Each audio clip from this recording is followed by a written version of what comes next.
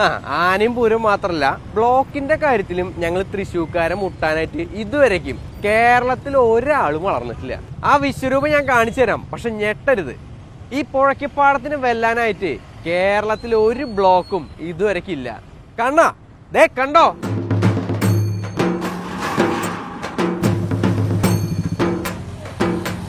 ഈ ബ്ലോക്കിന്റെ ഒക്കെ കാരണം എന്ന് പറയുന്നത് ഞങ്ങളുടെ അന്താരാഷ്ട്ര നിലവാരത്തിലുള്ള റോഡ് പണിയാണ്. ഒരു മിനിമം 3 വർഷങ്ങളായിട്ടുണ്ടാവും ഈ ഭാഗത്ത് പൊളിക്കും പണിയും അങ്ങനെ ഇവിടെ നടന്നുകൊണ്ടിരിക്കുന്നത്. നമ്മൾ ഈ നിൽക്കുന്ന സ്ഥലത്തൂടെ മുമ്പ് പുതുക്കി പണിത റോഡായിരുന്നു, അതിപ്പോ വീണ്ടും പൊളിച്ചിട്ടു. ഇപ്പൊ ഇതാണ് ഇവിടുത്തെ അവസ്ഥ. ഇവിടെ ഒരു ഭാഗത്ത് റോഡ് പൊളിച്ചിട്ട കാരണം തന്നെ അപ്പുറത്തെ ഭാഗത്തൂടെയാണ് 2 സൈഡിലേക്കുള്ള വണ്ടികൾ വിടുന്നത്. അപ്പൊ പിന്നെ പ്രത്യേകം പറയേണ്ട ആവശ്യമില്ലല്ലോ.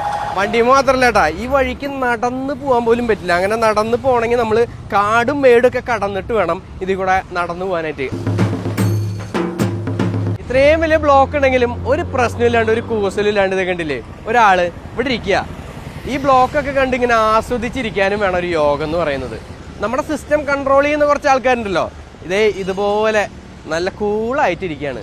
അതാണ് ഇവിടുത്തെ ബ്ലോക്കിന്റെ ഏറ്റവും വലിയ കാരണം എന്ന് പറയുന്നത്. ബ്ലോക്കിന്റെ കാര്യത്തിൽ എന്തായാലും ഞങ്ങളോട് മുട്ടാൻ ഒരാൾക്കും പറ്റില്ല.